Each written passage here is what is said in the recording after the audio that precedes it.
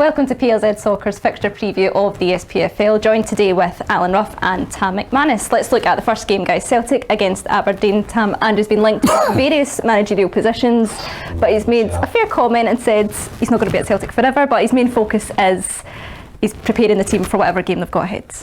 Yeah, listen, I think he'll have a time in his Celtic career when he's going to have to move on to something else. I think he's got a ceiling at Celtic, but I think he's not at that ceiling yet. I think he wants to make inroads in the Champions League. He wants to dominate domestically. He's not quite done that yet. He's got a chance to win the treble this year. So I think there will come a time where he's going to leave Celtic, go to the English Premiership, for example. But I don't think it's now. So he's probably getting a bit fed up with reporters and people in the media saying that he's going to be leaving. So he'll just be concentrating on Aberdeen. Ruffy, Aberdeen are with interim boss Barry Robson. Should they give him a go or should they look to replace him? No, I think they'll give him a go for 2 or 3 games. They're obviously not going to make a decision till Alan Burrows goes up there. So he's got that time to show the people in charge that he can organise a team and get wins. But it'll be depending on what he's doing behind the scenes as well. He's got every chance to impress the owners. What are we going for in this game? I went for Celtic. I went for Celtic to win 2-0, I think. 2. Tam? I'll go for 3-0 Celtic. It's 3-0. Right, Dundee United and St Johnstone. 4 defeats from their last 5 games. Dundee United, Ross County away, Aberdeen home and Livingston away is their next 3 runs. A pretty tough run for a team coming up that's just scored 10 goals since Christmas. Yeah, it is. I think maybe a little bit of pressure starting to build on the manager, Liam Fox. I think he's, I think the issue with the board and Tony Ashgard in the transfer window took a little bit of the edge off of him, but now I think the focus after that result last week in the Cup, that's a big game for Dundee United. I thought they'd got away for that bottom 2 or 3, but they're still stuck in there and he needs a result. Obviously it's a bit of a derby game up there as well. St Johnstone will take a good support, but that's a big game for Liam Fox. That. What is it that's gone wrong then, now, do you think? Because they have a squad, it's quite an experienced squad, isn't it? Yeah, on paper they've got as good a squad as any down the bottom of the league. I think they've got a lot of experience with Stephen Fletcher, Charlie Mulgrew. They've got several players in there who can play at a higher level, but hasn't clicked for some reason or the other. Liam's got the job. He's got to get results. I think he'll be the manager now to the end of the season, but going forward, is he long term? The answer I don't know, but he needs to try and get them away for the bottom 2 or 3. Roughly, St Johnstone are 8th just now. Before it was kind of tight at that part of the table, but there's a bit of a gap between 7th and 8th now. Does pressure continue for St Johnstone then going into this? Yeah. I think with the likes of Motherwell getting 3 points, it puts pressure on everybody in front of them. I think Dundee United should win this one. I know they're where they are because of lack of confidence, but I stuck by Motherwell the other night and I'm going to do the same with Dundee United. Right. I think Dundee United just need a wee break. The only thing I would say is I don't think they can afford to go behind in this game. They've got to score first and get the fans right behind them. What are you going for then?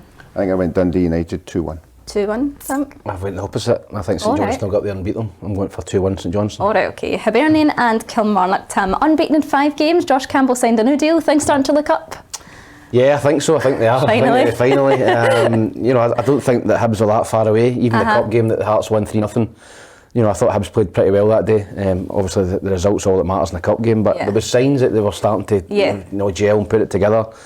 Eli Johan started to score goals, which is vital as well. They've got a new striker in there, Hopper. I think Nisbet was back training this week as well. Don't know if he'll be involved. So suddenly they've got a few options up front. Kilmarnock are dreadful away from home. So I'm hoping that Hibs can go and get a comfortable home win. Raphael Johnson says he's teeing up a European place. Just 1 point separates them and Livingston now. Is that achievable, do you think? Yeah, that's what happens when you get a bit of confidence and you start winning games. You believe, you start looking upwards rather than behind you. So I think they've got to do that, and it's another home game tomorrow. Another win, another 3 points. Why not? Can Kilmarnock fly under the radar, do you think, or will they get out of that bottom kind of spot? No, I don't think they will. I don't think they've got a striker to get themselves out of it. I think that's the main thing. If you look at most of the teams, even looking at Dundee United with Fletcher, you would think he's going to come in with a couple of goals. I don't see it with Kilmarnock's, and that's why they're down there. Right, well, let's move on. What have you going for in that one, in fact? 2-0 to Hibs. 2-0 Hibs. I think I went 2-0 as well. Alright, okay. St Mirren against Ross County up next. St Mirren have become a bit of a home performing team, Tam, but they have lost their last 3 games. Has losing Jonah Anayunga been a big loss for them? Yeah, I think it has. I think financially St Mirren are struggling a little bit. You've seen the figures coming out. They signed Tony Brophy, went out the door. They let a couple of players go as well. So I think they're thinning the ground in terms of a squad. They've got 3 players, I think. It was a press conference yesterday. That's right. They were struggling. I think Gogic and Bacchus are big players for them, and I think Curtis Main as well. So they're really down to the bare bones, St Mirren. And Ross County come down. I still fancy St Mirren to win that game, actually. Do you think so? I've went for 2-1 to St Mirren. I just think they're good at home. Ruffy, Malcolm Mackay says his forward players are competing for places within the squad. Were you surprised that they ran Rangers so close? I was, yeah. I think a lot of people were as well. I think I thought Rangers were going to be 3-4-0 in that game, but I think Ross County, you know, the additions they've had in the window, they got 4 or 5 in, you know, and they're all doing particularly well. So I think St Mirren are on a wee wobble just now. They've had their really, really good bit. Yep. I think Ross County are beginning to, you know, look at getting points here and there. So I think I went for them to get a point. I think I went for 1 each. 1-1 draw, right. Livingston against Rangers. Tam, Michael Beale going for unbeaten in 13 games. David Martindale says him and Ange Postecoglou are kind of on even playing field now. Do you agree with that? Not quite. I think that Ange is still, you know, the number 1 manager in the league. I think his record tells you that. I think Celtic have only dropped 5 points at home all season. Michael Beale's come in. Listen, he's done well.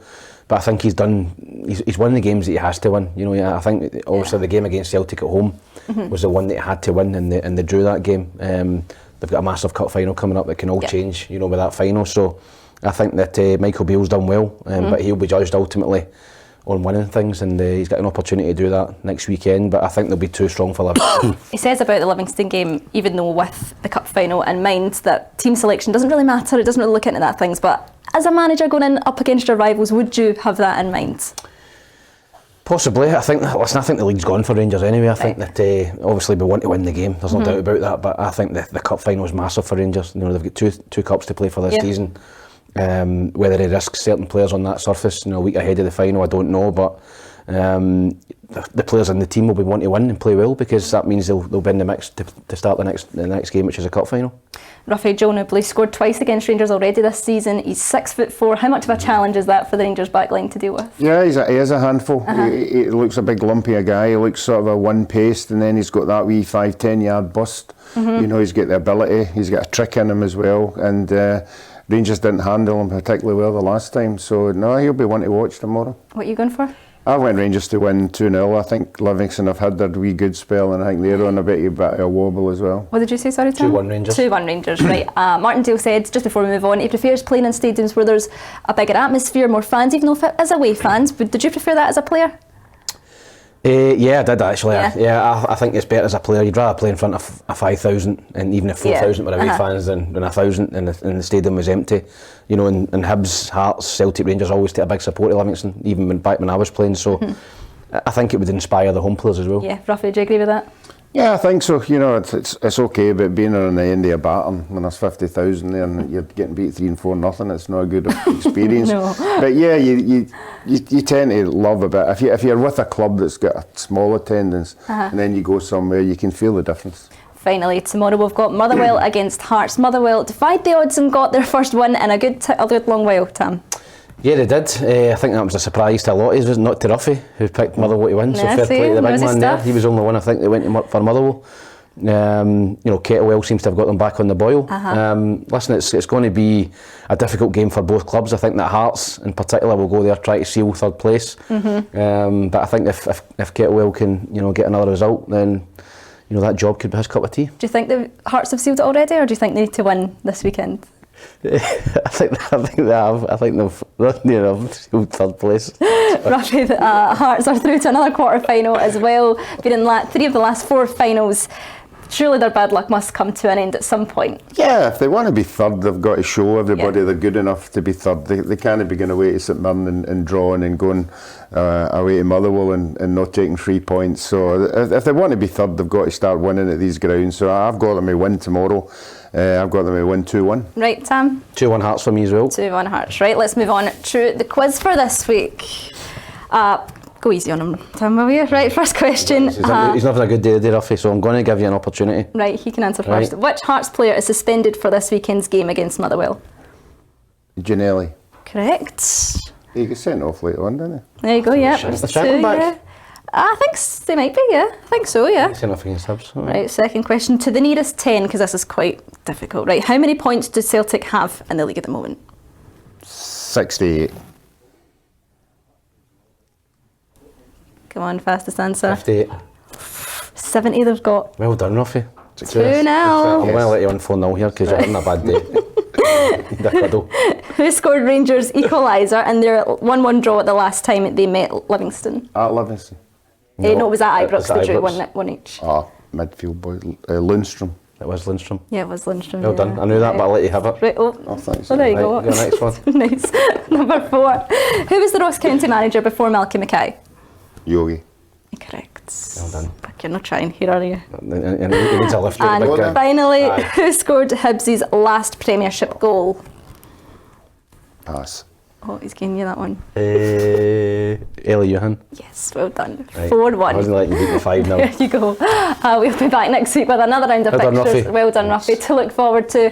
And don't forget, later on today, you can join Peter and Tam on the Saturday Football Show. They'll be keeping you up to date right across the Premiership, Championship, goals, decisions going on there. So you can join them later on today.